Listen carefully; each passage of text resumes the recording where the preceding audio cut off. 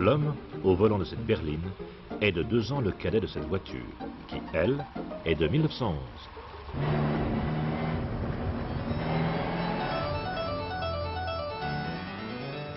Le nom Panhard est d'origine bretonne. Au début, cela s'écrivait Penhart, ce qui signifie tête dure.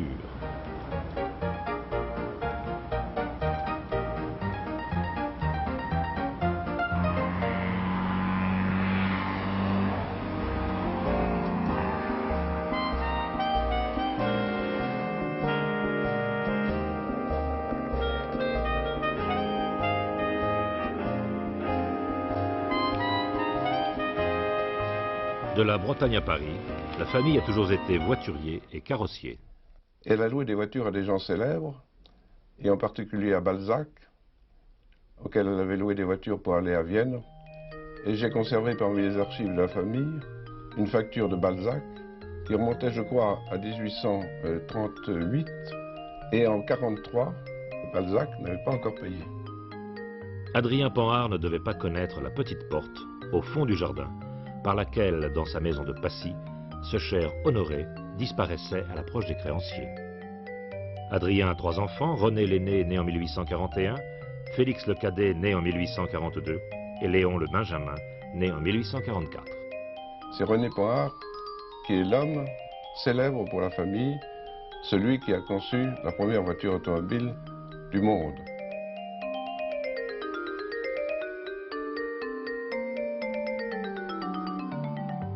Mais avant d'en arriver là, René Panhard fait l'école centrale, promotion 1864. Au concours d'entrée, les notes sont bonnes, mais ses 3 ans à l'hôtel Salé seront ponctués malgré ses efforts par la faiblesse de ses notes qui amèneront la direction à prévenir la famille.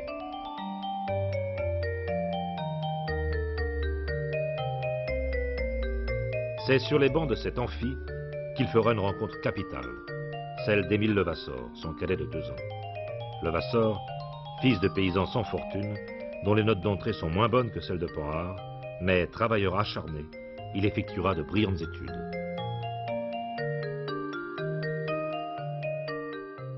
À sa sortie de Centrale, René Panhard fait un stage chez Monsieur de Longueuil.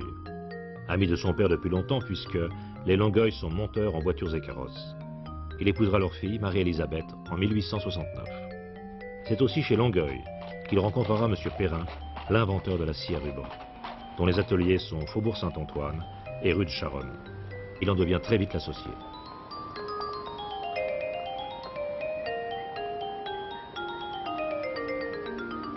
Sous son impulsion, l'entreprise passe de 60 à 110 ouvriers, et la société Perrin-Panhard est à l'étroit dans ses murs.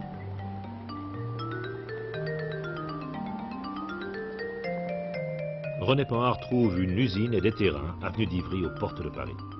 Et il appelle son condisciple de Centrale, Émile Levasseur, dont la première tâche sera d'assurer le transfert et l'installation des ateliers.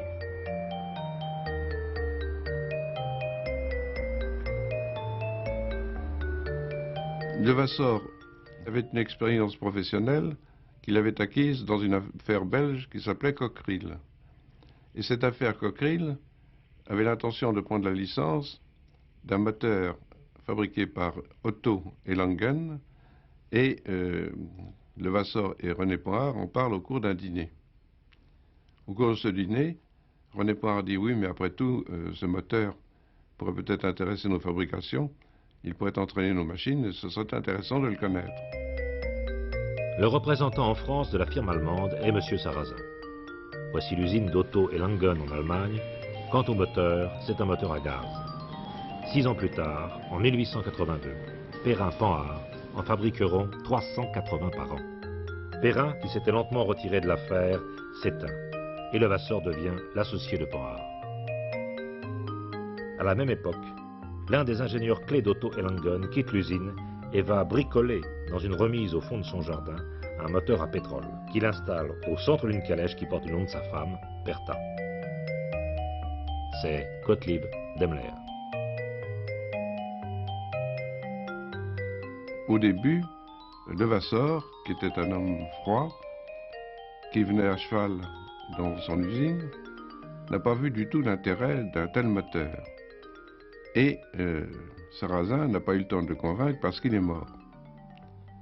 Mais Sarrazin avait une femme, Louise. Et c'est elle qui va jouer un rôle capital dans l'histoire qui nous intéresse. Elle commence par aller voir Daimler, et Daimler est tout à fait convaincu que c'est à elle qu'il faut céder la licence. Il s'agit maintenant de convaincre Levasseur. Louise Sarrazin lui apporte les plans. Levasseur les regarde avec beaucoup d'intérêt. Il décide d'aller avec elle à Cannstatt. Nous sommes déjà en 1888. Et ce voyage à Cannstatt est une véritable révélation pour Levasseur, qui revient enthousiasmé par ce moteur et qui décide René Poincaré à en prendre la licence et la fabrication. 1889, voici le premier prototype réalisé par Levasseur. Les pannes sont fréquentes et cette esquisse de voiture rentre souvent à l'usine tirée par un cheval. Au fil des mois, les pannes se font plus rares et la mise au point de l'engin est effectuée directement par Levasseur, assisté de son fidèle contremaître, Maillard. Le deuxième prototype est lui capable d'emmener 4 personnes. Printemps 1890, Levasseur fait une escapade à Étretat.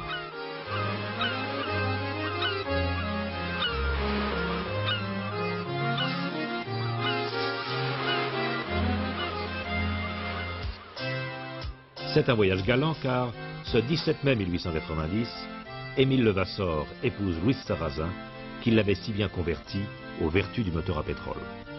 Pour ce célibataire endurci, les suites d'un voyage à Cannstatt. Et ceci est extrêmement important, car en même temps qu'il épousait Madame Sarrazin, il acquérait pratiquement les brevets de Daimler, qui étaient, ne l'oublions pas, propriété de Madame Sarrazin. C'est en cette année 1890 que se produit cet événement qui est capital, puisqu'il est à l'origine de l'industrie automobile. René Poincaré et Levasseur décident de mettre en construction 30 véhicules. 30 véhicules, c'est peut-être pas une série très importante, mais c'est une série de voitures. 30 voitures qu'ils vont essayer de vendre à la clientèle. Et les premiers véhicules de cette série sont sortis dans l'année 1891. Il en sort 6 sur les 30.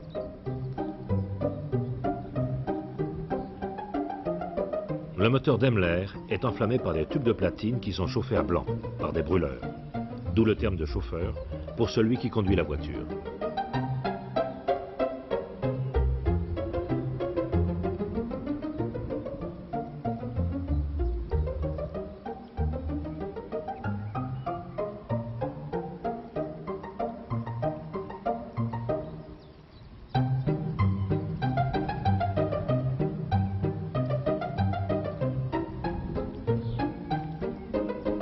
Cette voiture n'a rien à voir avec les prototypes déjà construits. C'est un concept qui sera reconduit jusqu'à aujourd'hui. Pédale de frein à droite, pédale d'embrayage à gauche, 3 vitesses avant et un inverseur pour la marche arrière. Le moteur à l'avant du véhicule avec une circulation d'eau pour le refroidissement. Par contre, la direction est assurée par une queue de vache, sorte de barre franche, qui sera rapidement remplacée par un volant.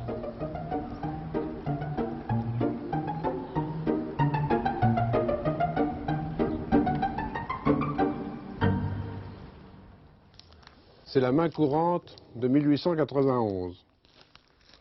Et dans cette main courante, il y a une page que je qualifierais d'historique, qui est la page 773, un certain Verlinde, 37 boulevard de Billancourt, auquel on vend une voiture à 2 places, roue en bois, mue par moteur à pétrole, numéro 75, net 3500, escompte 3%. Et ceci est quelque chose d'historique, c'est la première voiture de série vendue au monde. Et un peu plus loin, vous trouvez une voiture qui a été vendue en décembre 91. Eh bien, cette voiture, je l'ai connue, et non seulement je l'ai connue, mais j'ai bien connu son propriétaire qui s'appelait l'abbé Gavois. L'abbé Gavois était un prêtre du diocèse de Troyes, et ce prêtre se servait de cette voiture pour faire toute sa desserte. Et je le vois encore très bien, sa voiture devait avoir au moins 30 ans, c'est-à-dire qu'elle détonnait un peu sur les autres voitures, mais elle marchait toujours extrêmement bien, et il s'en est servi jusqu'à sa mort, jusqu'au bout. La première révision de cette voiture sera effectuée en 1912, soit 21 ans après sa mise en circulation. Quant à l'abbé Gavois, ce brave curé est le prototype du client content. Et c'est avec plaisir qu'il jouera le rôle de Sultan Sandwich dans les réclames jusqu'en Russie.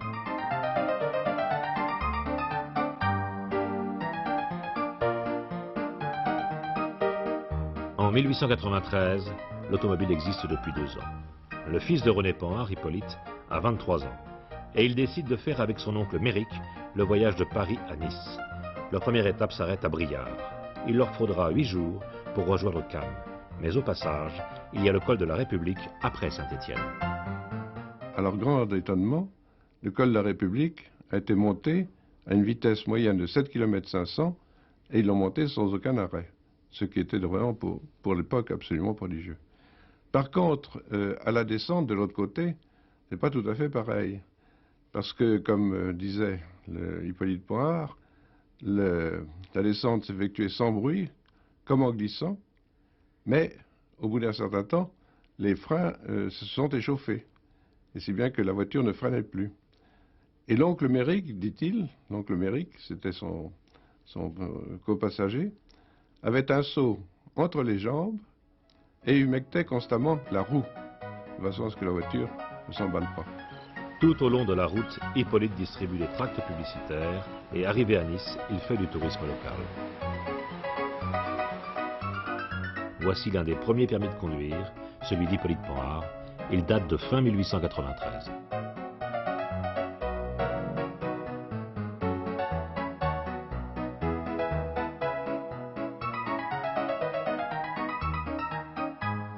En cette année 1895, alors qu'il n'y a environ que 200 voitures en Europe, Pierre Giffard, le patron du Petit Journal, lance une idée folle. Levasseur avait décidé de participer lui-même à la course Paris-Bordeaux-Paris. Et le Panhard avait aligné plusieurs voitures, dont le numéro 5, conduite par Levasseur, ayant à côté de lui son mécanicien Austingue. La course doit s'effectuer en moins de 100 heures. 46 inscrits, seulement 21 partants, dont 12 voitures à pétrole. Armand Peugeot, qui s'installe à Lille, est présent avec cette voiture. Voici aussi l'Éclair, monté sur pneumatique gonflable et piloté par André Michelin. Levasseur disait, quand Michelin présentait ses pneus gonflés avec de l'air, il dit, mais quel intérêt à avoir de l'air? Pourquoi pas de la confiture ou du foin? Et quand il arrive à Bordeaux, il arrive tellement tôt que l'équipage n'est pas prêt. Et d'ailleurs, Levasseur décide de continuer.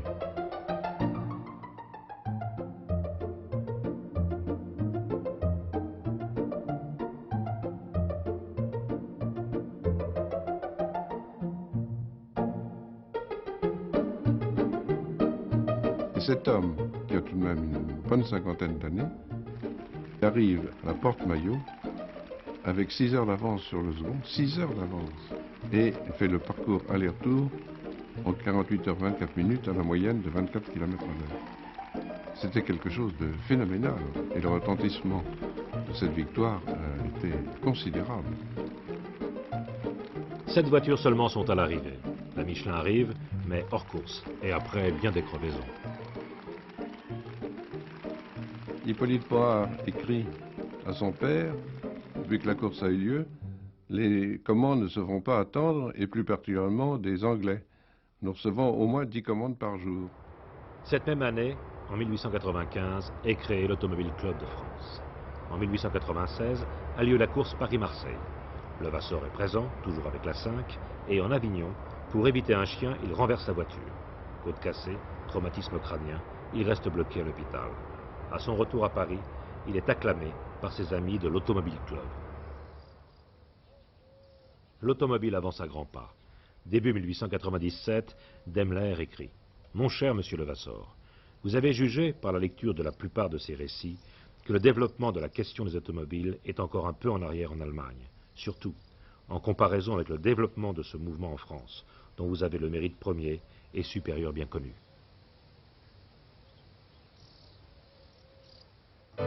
14 avril 1897, 6 mois après son grave accident de voiture, Émile Levasseur, le véritable créateur de l'automobile, est emporté par une embolie.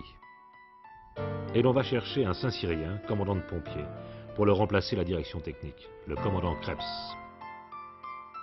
Dès son arrivée, une de ses premières œuvres a été de faire un moteur qui n'était pas le moteur d'origine Daimler. Et il a créé un premier moteur qui s'appelait le Centaure. Mais Louis Levasseur prétendait toucher toujours une redevance sur tous les moteurs que Panhard faisait, avait fait et referait dans le futur. Il faut aussi changer le nom de la société qui devient les anciens établissements Panhard et Levasseur. Et Hippolyte Panhard, dont on voit la signature en bas, siège au conseil d'administration.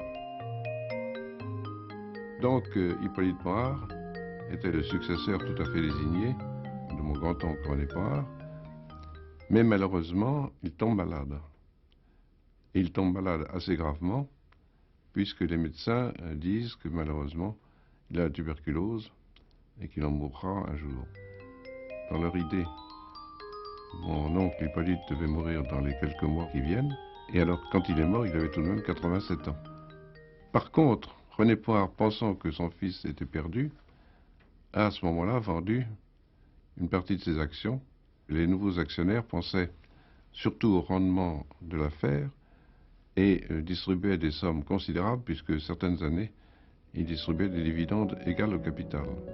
Mais René Panhard a un frère, Léon, que l'on voit ici avec sa femme. Léon a un fils, Paul. C'est lui qui fera que la société reste dans le patrimoine familial.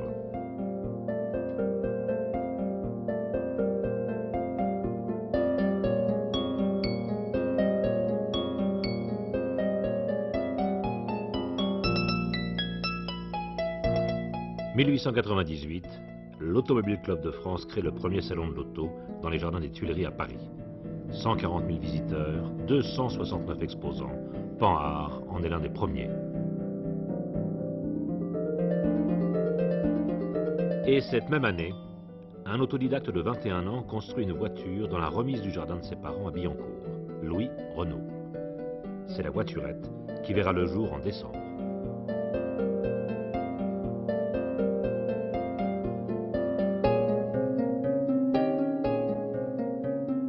Le commandant Krebs n'aime pas la compétition. Et maintenant, seuls les particuliers possesseurs de Panhard sont en course, comme ici, le chevalier de Knif dans la course Paris-Berlin.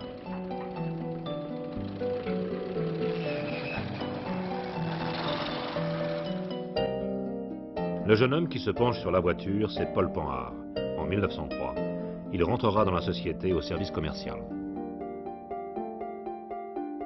1906, le capitaine Gentil a l'idée de monter une mitrailleuse sur un châssis Panhard.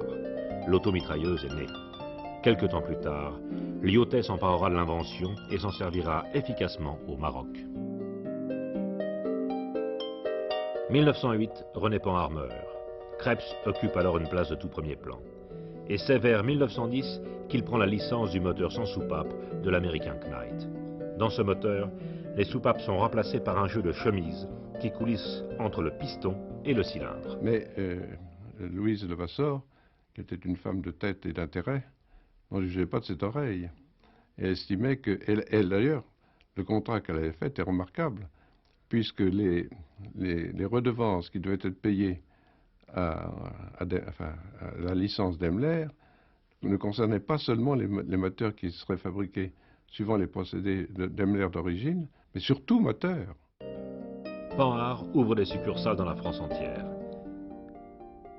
Et l'auto se décline sous toutes ses formes.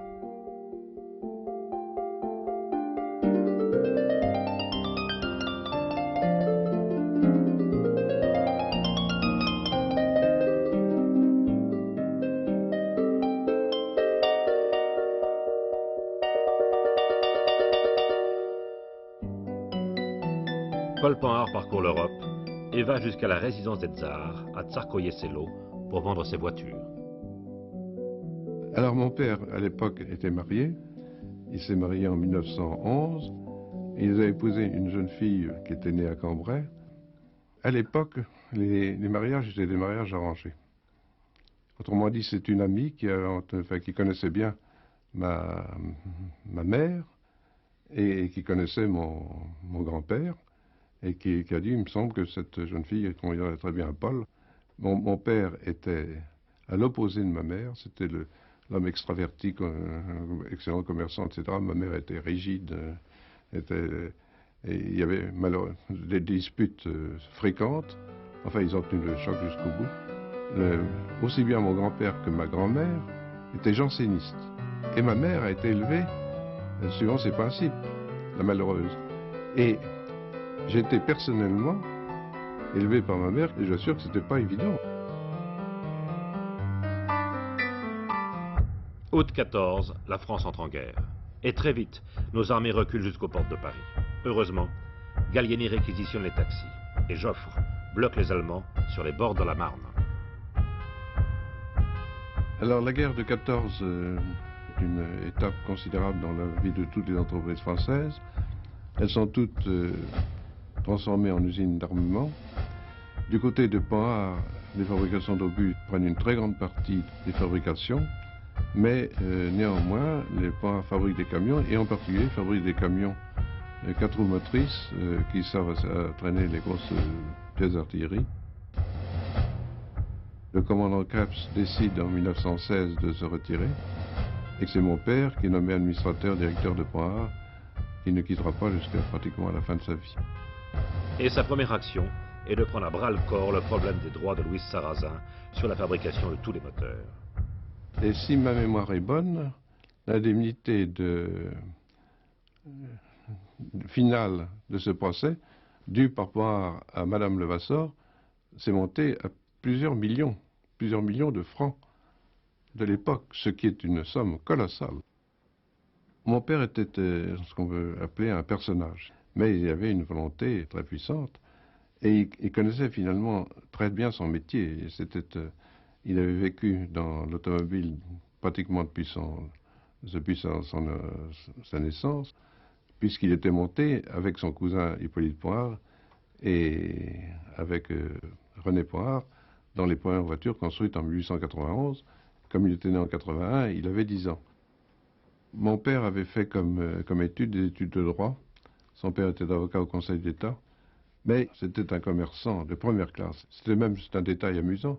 Il était tellement commerçant qu'il discutait à peu près tout. Quand par hasard il allait acheter des légumes sur le marché, il discutait le prix des carottes, le prix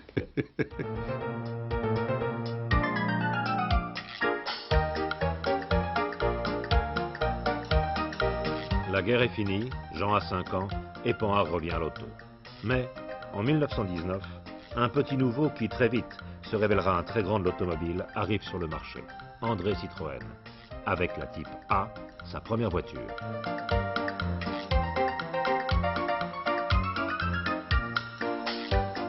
Les années 20 vont être marquées non pas par un retour à la course, mais par une chasse effrénée au record. Ayant reconnu que le fait de courir dans certaines conditions amenait une certaine publicité, Panhard s'est attaqué à des records de vitesse sur route ou sur piste. Et les premiers records qui ont été tentés avec des voitures 20 chevaux sport. Elles sont arrivées à 180 km à l'heure, 180 km dans l'heure, ce qui n'est pas du tout la même chose. Le bureau d'études de Panhard avait eu l'idée de construire une voiture la plus fine possible, la lame de rasoir. Viollier avait eu l'idée extrêmement astucieuse de faire le volant autour du conducteur. Si bien que la voiture avait le profil du volant. Le conducteur était dans le volant et la voiture entourait le volant. Donc vous voyez qu'elle était extrêmement fine. Lors des essais à Montlhéry, un pneu éclate. Et Breton, l'ingénieur qui pilotait la voiture, est tué. Le bureau d'études révise complètement sa copie. Un véritable volant est installé sur ce nouveau modèle, équipé d'un moteur sans soupape de 8 cylindres en ligne.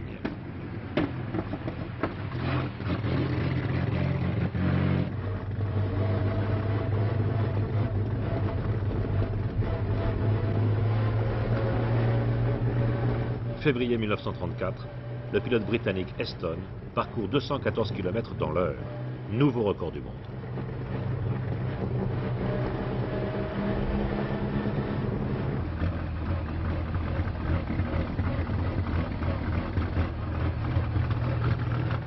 J'ai fait mes études secondaires au cours Saint-Louis.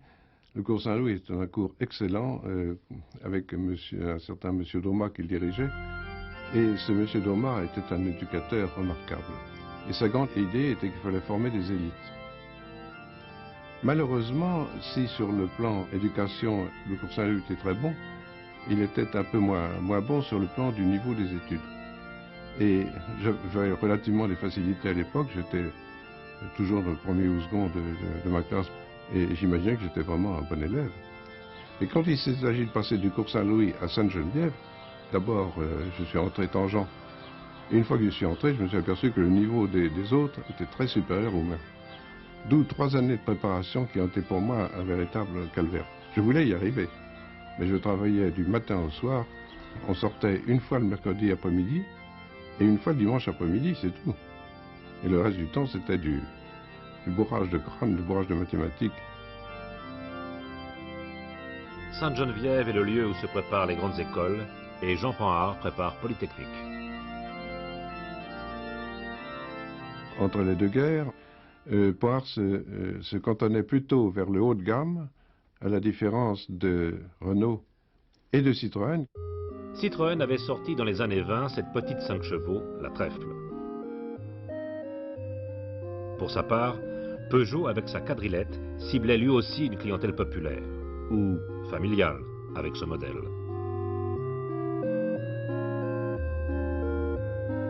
Quant à Panhard, piégé par le moteur sans soupape d'un coût prohibitif pour les petits modèles, il se cantonne dans les voitures haut de gamme.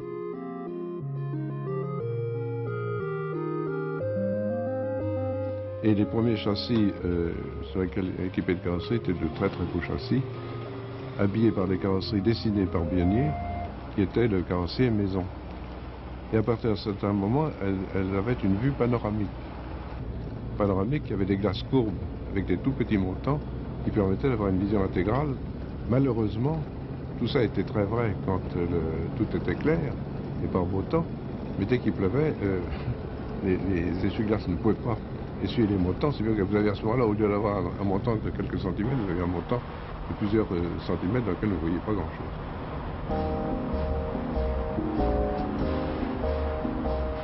Je suis entré en 1933 à Polytechnique, je suis donc X33.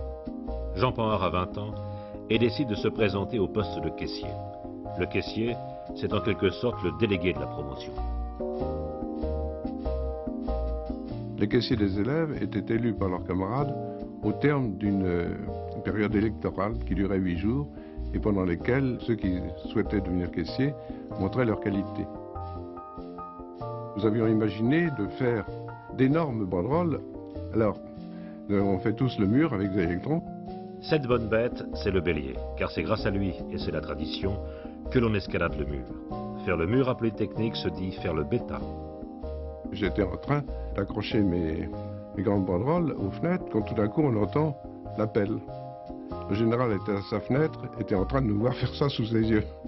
Nous avons eu beau nous précipiter, descendre dans la rue, remonter par le mur, etc. Quand nous sommes arrivés, l'appel était fini. On avait constaté notre absence. D'où une sanction très dure. Et nous avons été mis en prison. En prison.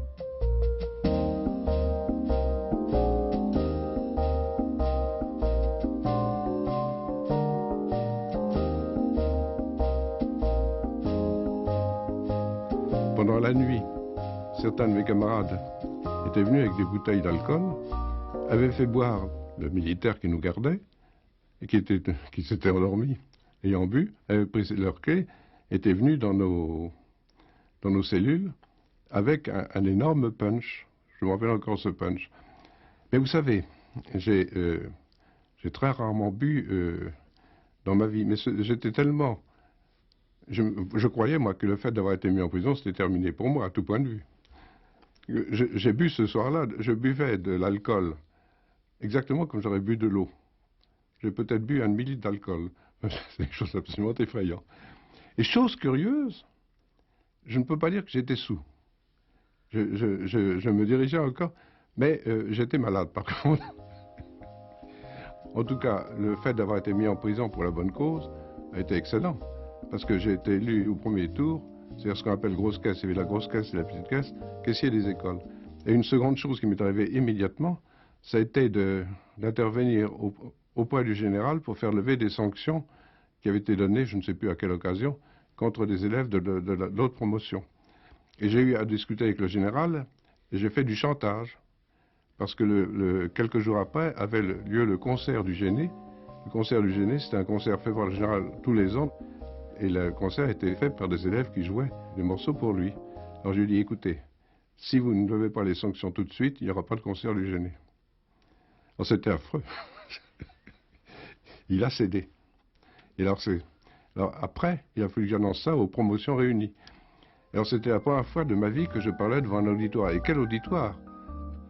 Je me vois encore derrière la porte en grand uniforme, c'est le bicorne sur la tête, les gants blancs, l'épée au côté. Et avec ma petite caisse et l'autre, nous entrons dans l'amphithéâtre. Les hurlements, les hurlements repoussent. Et ma petite caisse essayait de les faire se taire. À un moment donné, profitant d'un silence relatif, très relatif, j'ai dit les seuls mots historiques. Mes chers cocons, le général a molli. Traduisez, ça veut dire que le général a cédé et qu'il a... Là-dessus, j'ai salué et je suis reparti. C'était mon premier discours. J'en ai fait beaucoup par la suite. Les souvenirs émergent et l'émotion submerge Jean Panhard. Cette campagne de caisse et les devoirs qui découlent de cette élection font souffler un vent de liberté sous le bicorne du Nouvel X. L'égalitaire et fraternelle école polytechnique transforme celui qui, depuis l'âge des culottes courtes, a été élevé dans le milieu protégé des écoles religieuses. Jean Panhard se prépare à défiler pour le 14 juillet et, en sortant de Polytechnique, il effectuera son service militaire à Fontainebleau dans l'artillerie. En novembre 1937, j'entre chez Panhard. Je suis nommé directeur technique.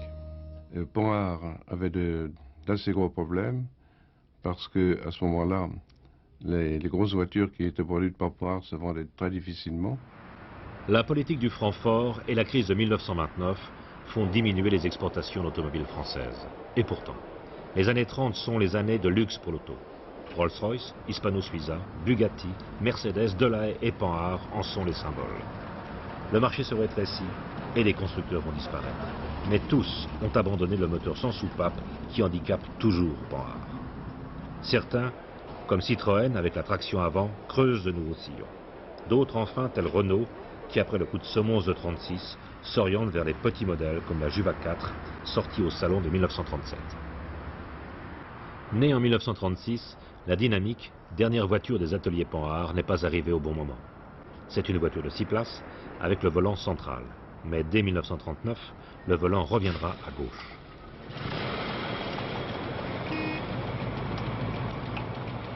Sur le plan des camions, Panhard avait de très grosses commandes de l'armée, une commande de 800 camions, ce qui à l'époque était quelque chose de tout à fait considérable, et il avait la fabrication des automitrailleuses de découverte et permettait à l'usine de fonctionner dans des conditions relativement bonnes.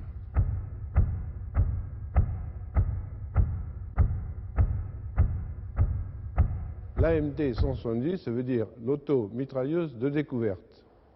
Elle était donc destinée à aller vers l'avant et à reconnaître les positions ennemies. L'AMD avait un conducteur à l'arrière qui était en même temps radio et qui pouvait permettre au véhicule de repartir en arrière sous le feu ennemi. Dans la tourelle, vous avez deux personnes, l'un qui est le tireur, qui ne s'occupe que de tirer, et l'autre le chef de char qui donne les instructions. 1939, Paul Panhard présente ici au général Gamelin le prototype 201, qui est la préfiguration de l'OBR, l'engin blindé de reconnaissance, qui lui verra le jour 10 ans plus tard.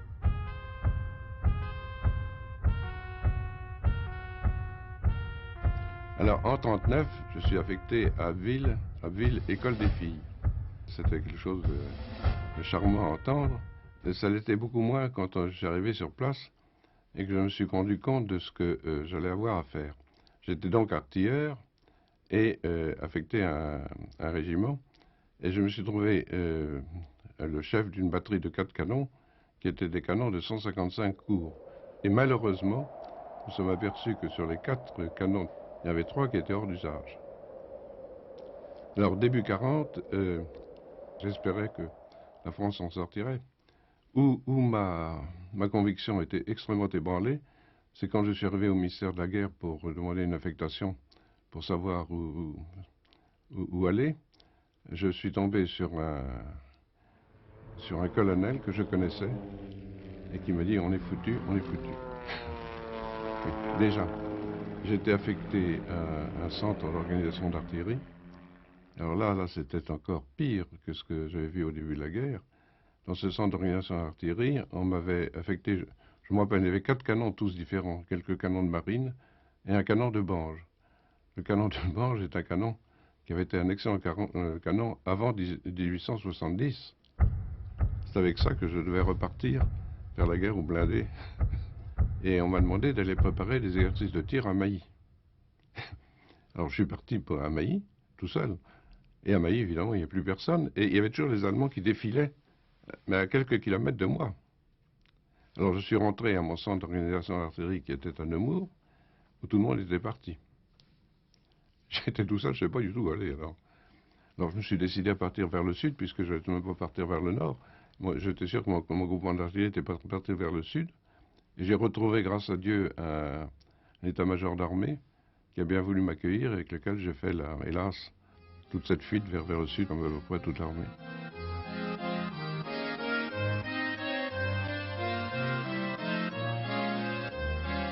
Nous sommes le 20 juin 40, c'est tout de suite après l'armistice.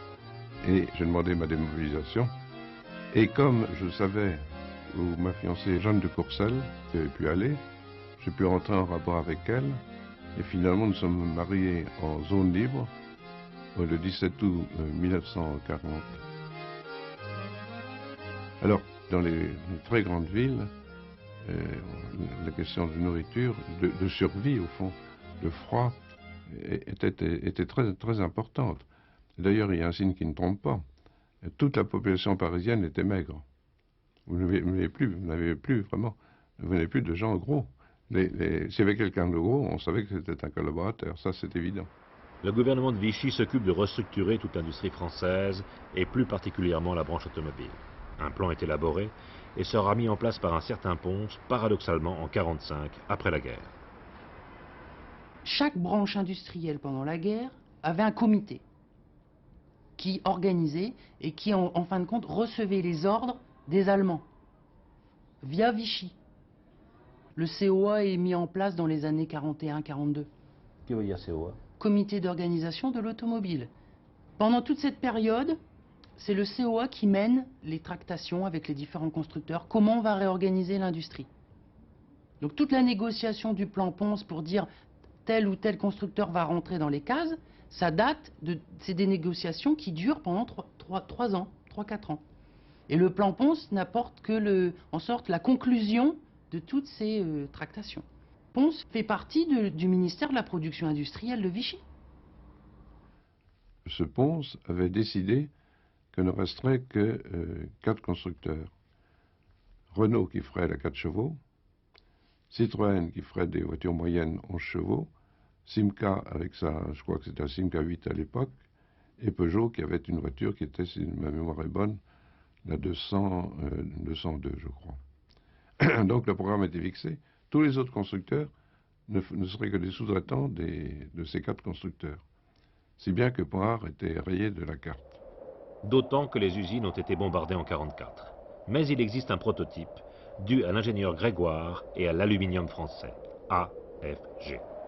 Ce prototype teste l'utilisation de l'aluminium dans toute la construction de la voiture, moteur, châssis, carrosserie. Du fait de ce prototype d'aluminium français, du fait que nous étions candidats à une fabrication d'un véhicule similaire, je dis bien similaire, pas exactement lequel, nous avons réussi à nous réintroduire dans le plan Pons, qui a admis qu'à condition que nous fassions une voiture qui utilisait beaucoup d'aluminium, l'aluminium étant un métal tout à fait français, nous serions autorisés à le faire. Cette voiture-là est sortie à partir de 1946. C'est une excellente petite voiture qui marchait à 110 km à l'heure, qui consommait très peu, 5 à 6 litres au 100 km. N'oubliez pas qu'on sortait de la guerre, que la France était très appauvrie et que les moyens des clients éventuels étaient très réduits. Et je me suis personnellement, j'ai beaucoup milité en faveur de cette voiture. Elle s'appelle Dina tout simplement parce que la voiture précédente s'appelait Dynamique, nous avons pensé que Dina était un nom à la fois plus court et charmant.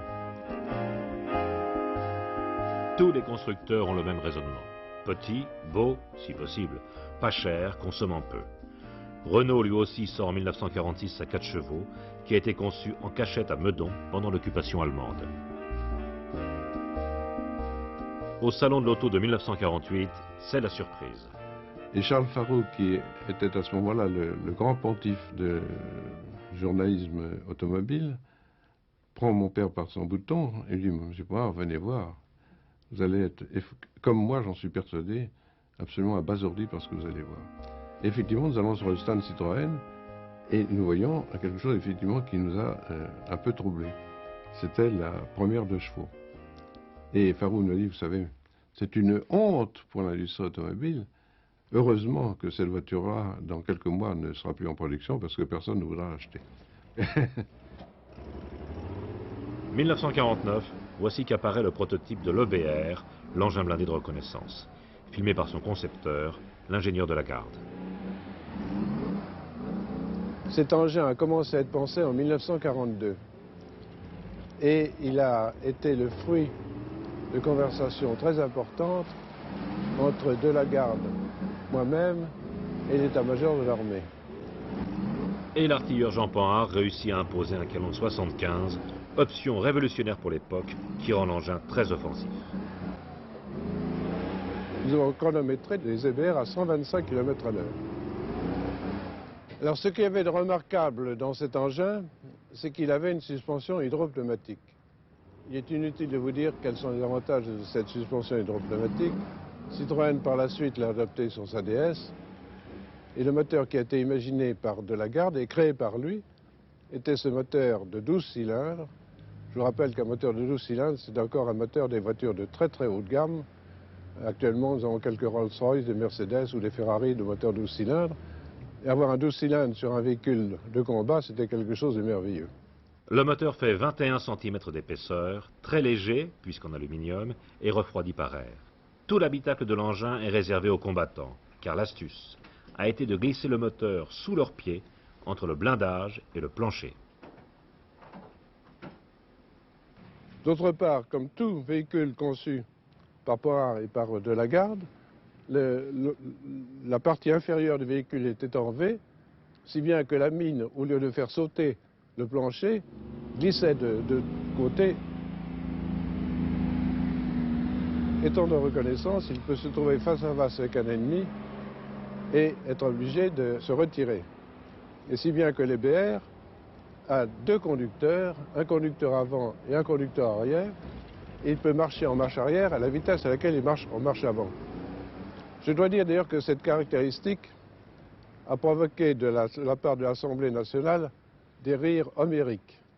Quand le ministre de la Guerre, qui était à l'époque Jules Mock, a déclaré de façon solennelle à l'Assemblée nationale, nous vous présentons un matériel admirable qui va aussi vite à l'avant qu'à l'arrière.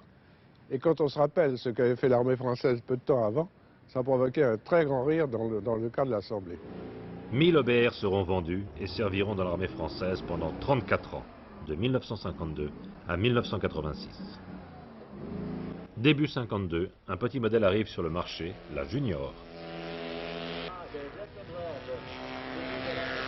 C'est un carrossier d'Irosa qui un jour nous a présenté un prototype de voiture qu'il avait fait à partir de la Dina.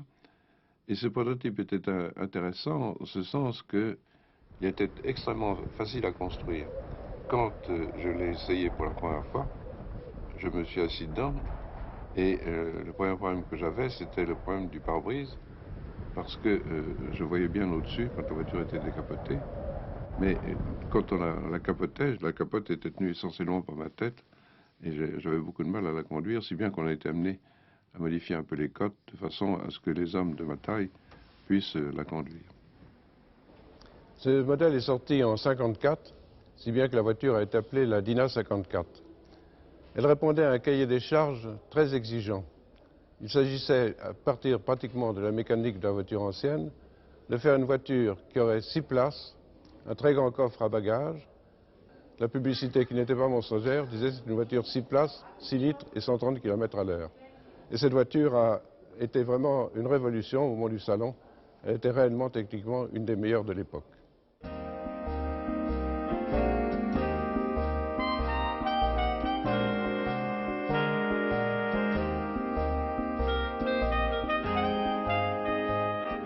Eh bien, l'évolution entre la Dyna 54 et la PL17 était sur la carrosserie, mais pour une raison purement économique. La Dyna d'origine était entièrement en aluminium, et malheureusement, les prix de la tôle d'aluminium ont tellement monté qu'ils rendaient la voiture pratiquement invendable, tant son prix était élevé. Et malgré les efforts qu'ils ont faits pour demander à l'aluminium français de baisser ses prix, ils n'ont pas pu le faire. Ils ont été obligés progressivement de changer la plupart des tôles d'aluminium en tôles d'acier. Voici la PL17 qui succède à la Dyna 54. Et depuis quelque temps, la mécanique de l'avenue d'Ivry est de nouveau en course avec succès, comme ici, au rallye de Monte-Carlo.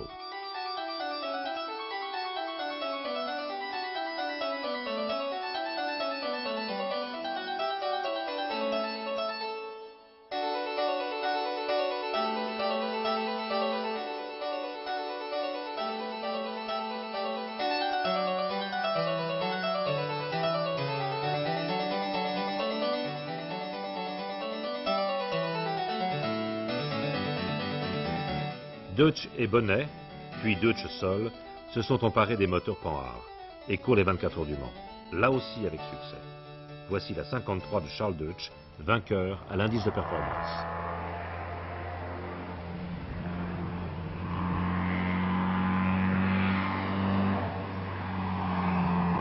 Depuis des années, nous essayons de faire un accord avec un autre constructeur. Nous nous rendons bien compte que Panhard ne pourrait pas continuer indéfiniment parmi les grands.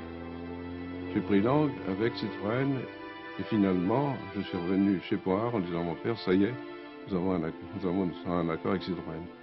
Et je dois vous dire que mon père et moi nous sommes embrassés parce que Panhard avait des difficultés très grandes sur le plan économique. Elle n'avait pas eu, il y avait un départ difficile après la guerre, il y avait des difficultés de trésorerie très importantes et nous étions persuadés qu'avec cet accord avec Citroën, nos ennuis seraient terminés. Comme souvent dans les accords entre sociétés, il y avait un quiproquo fondamental.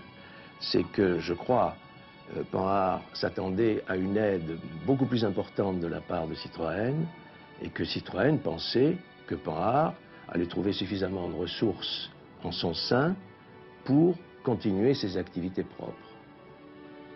À ce moment-là, Citroën avait un trou dans ses modèles. Vous aviez d'un côté la 2 chevaux, de l'autre côté la 11 chevaux, puis la DS, et au milieu, il n'y avait pas de voiture moyenne. Et la Panhard, la PL17, remplissait tout à fait ce trou, donc elle s'harmonisait parfaitement avec les fabrications Citroën. Donc, une très bonne chose pour Panhard, et en même temps, fabrication pour le compte de Citroën des 2 chevaux camionnettes que Citroën ne pouvait plus fabriquer parce qu'il y avait tellement de commandes qu'il ne pouvait pas y arriver. Nous sommes en quelle année? Nous sommes en 1955. Et effectivement, Panhard a connu une période de quelques années avec une augmentation de son chiffre d'affaires, une marge bénéficiaire tout à fait correcte.